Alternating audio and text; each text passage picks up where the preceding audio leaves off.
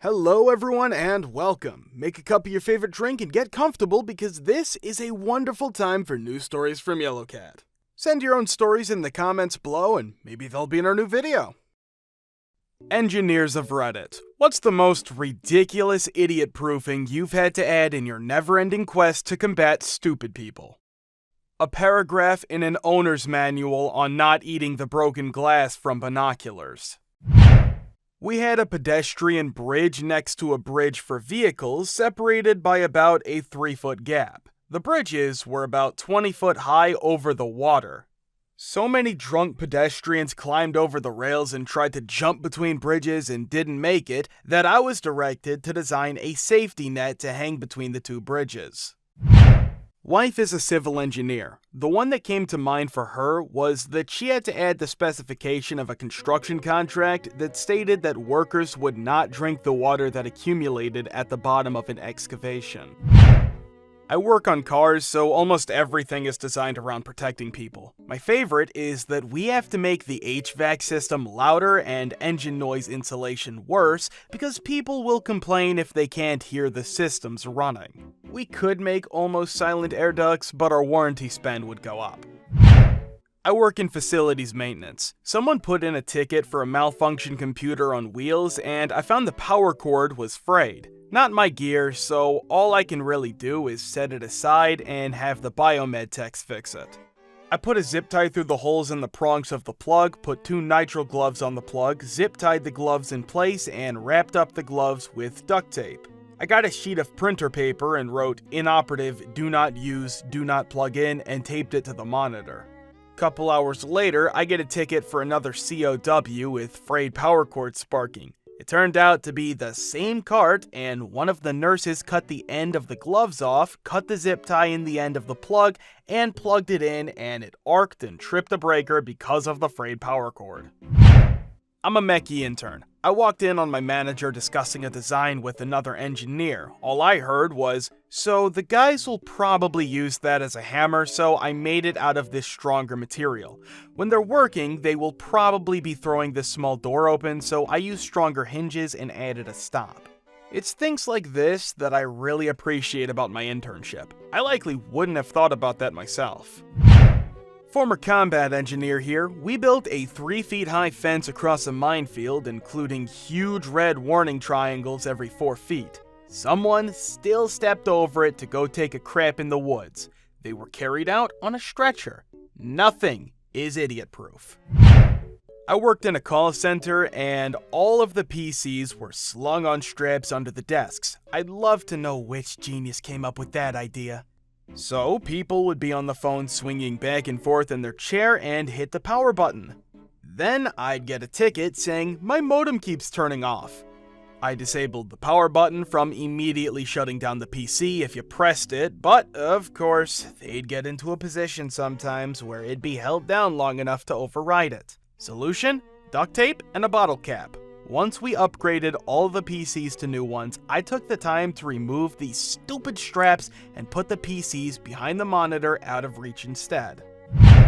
I have one customer that takes a product, removes the battery pack, and solders them in backwards. He cuts the wires to the batteries, then solders red to black, black to red, then calls us complaining that they don't work.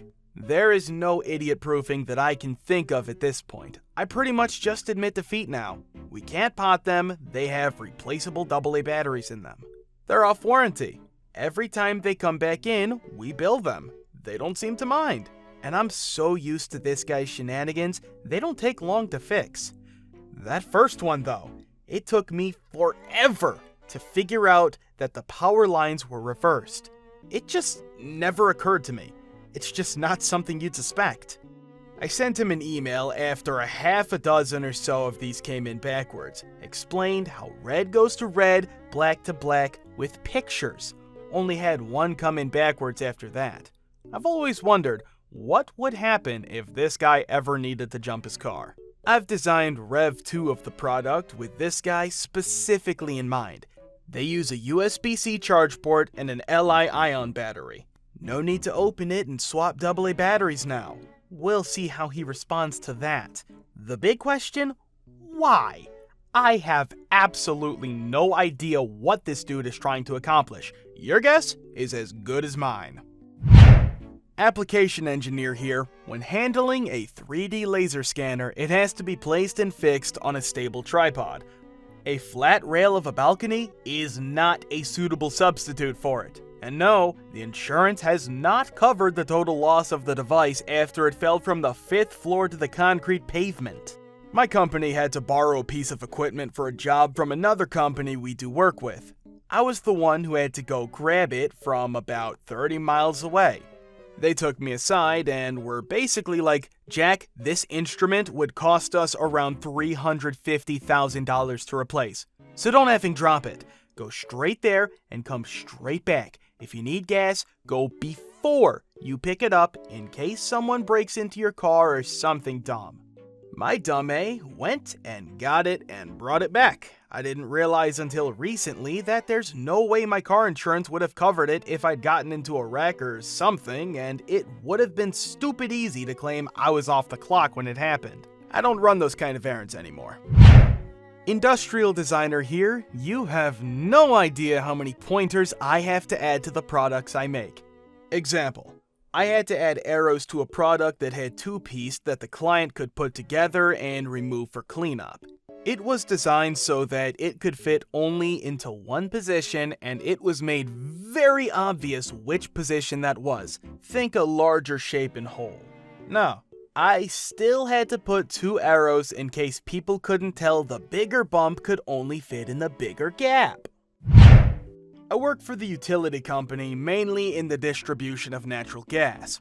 All of the pipelines we put into the ground are either yellow or black and yellow, and only gas is allowed to use yellow for their pipes. Some of them have natural gas printed on them in big bold letters. We put special tape about 20 centimeters above the pipeline to indicate that there is a gas pipeline below and whomever is digging there should be careful. All of these precautions and warnings, and we still get daily incidents from idiots who were digging somewhere and hit a gas pipeline. Ever write any software? The amount of error checking you have to do on any user input is phenomenal. No matter how much explanation you provide, users seem to be chimpanzees entering stuff seemingly at random. Software engineer who's training me right now. I can make an application that does exactly it needs to in about a month. The hard part is making it not do what you don't want it to do. That takes 6 months. Reminds me of one of my first design jobs. Okay boss, I've got the design. The front footing needs to be 20 inches wide, the rear footing is 17 inches wide. So both of them are 20 inches? Why do we need a 20 inch if a 17 inch will work? Because that way, we don't have to worry about the construction guys building a 17-inch front footing and a 20-inch rear footing. This is a very common one in construction. You could design the perfect structure, every element fine-tuned to the nth degree and the most efficient structure possible. The problem is that this means every element is a different spec and needs to be ordered separately. None of the elements align perfectly because they are all different sized. The contractors spend twice as long sorting everything out on site and ensuring the correct parts are used in the correct place, and get it wrong anyway, all the way back to the fact you have spent twice as much time designing everything as you needed to. Or you can figure out the worst case elements, design for that worst case, and spec everything else the same. If it works for the worst case, by default it also works for everything less onerous. Sir, you spend a little more on raw materials, but you have more than enough money everywhere else to more than pay that back. In reality, find a nice happy medium with a few practical sizes. So, having both a 20-inch and 17-inch footing may have been technically correct, but it also meant more organization and planning was needed, more chance of screwing up, and needing a second digger bucket to dig the trenches. I work remodeling small businesses. Our niche is we keep the business running while doing the remodel. I've caught people climbing over fences, ducking under moving heavy machinery, broke into locked doors, all to act surprised when we tell them this area is off limits and point to one of the 10 signs we posted. Mechanical engineer. I work on systems that need to be light and durable, but the business guys want it cheap. This is a choose two sort of situation, so you can probably guess what got dropped. I can't tell you how many times I've told the operators to not intentionally drop the product from 6+ feet onto concrete. Can't get specific since it's a very niche/classified market.